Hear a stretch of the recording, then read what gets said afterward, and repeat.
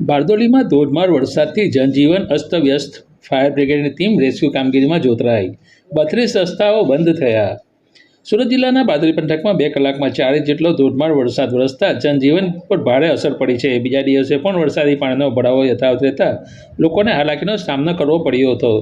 પ્રાંત અધિકારી સ્થળ મુલાકાત લઈ સ્થિતિનો તાગ મેળવ્યો, જ્યારે ફાયર બ્રિગેડની ટીમે રેસ્ક્યુ અને રાહત કામગીરી શરૂ કરી. બારડોલીના સાસરી રોડ પર આવેલા આશાપુરી માતા મંદિર, સામળિયા મોરા, દીપનગર, જાગૃતિનગર સોસાયટી અને જેપીનગર સોસાયટીમાં પાણી ભરાયા હતા. મુખ્ય માર્ગ પર મુડિત પેલેસ નજીક પણ પાણી ભરાતા વાહન વ્યવહાર ભારે હાલાકીનો સામનો કરવો પડ્યો. સોસાયટીમાં પાણી ભરાવાની સાથે વૃક્ષો ધરાશાયી થવાની ઘટનાઓ પણ બની. ધારાસભ્ય ઈશ્વર પરમારની ઓફિસ સામે 1/3 વૃક્ષ ધરાશાયી થતાં બારડોલી સ્ટેશન રાજમાર્ગ રસ્તો બંધ થયો. ફાયર બ્રિગેડની ટીમે ઘટના સ્થળે પહોંચી રસ્તો ખોલવાની કામગીરી હાથ ધરી હતી. આ ઉપરાંત બારડોલી દામરોદ રોડ પર શિવશક્તિ સોસાયટી અને માંગી પડી હતી માંથી ફાયર બ્રિગેડે કુલ 27 લોકોને રેસ્ક્યુ કર્યું, જેમાં 15 વૃદ્ધ મહિલાઓનો સમાવેશ હતો.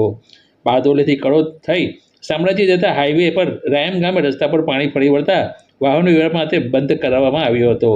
વહીવટીતંત્ર અને ફાયર બ્રિગેડની ટીમે સ્થિતિને કાબૂમાં લેવા સતત કામગીરી કરી રહી છે.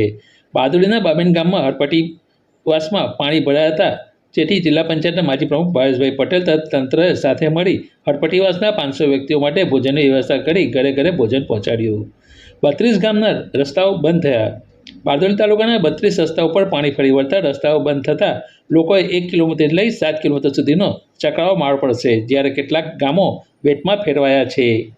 તાલુકાના અંદર છેલ્લા જે 2 કલાકના અંદર 100 mm થી વધારે વરસાદ પડ્યો છે, જેના કારણે રોડ રસ્તા અને અમુક સોસાયટીઓમાં પાણી ભરાયા છે.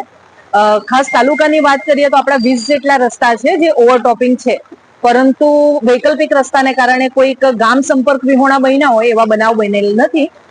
સિટી વિસ્તારના અંદર ખાસ વાત કરીએ તો દામરોદ રોડ છે, MN પાર્ક, DM પાર્ક વાળો વિસ્તાર છે, ઇવન ગાંધી રોડના ઉપર જે આસિયાના સોસાયટી છે, રાજીવનગર છે, એ વિસ્તારોના અંદર પાણી ભરાવાના બનાવ બનેલ છે.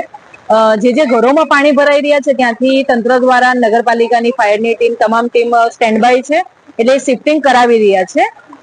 લોકોને અપીલ કે સતત નેક્સ્ટ 24 અવરના અંદર પણ વધારે વરસાદની શક્યતા છે, એટલે જ્યારે તંત્ર દ્વારા તમને એપ્રોચ કરવામાં આવે તો તાત્કાલિક સલામત સ્થળે આપ ખસી જાઓ.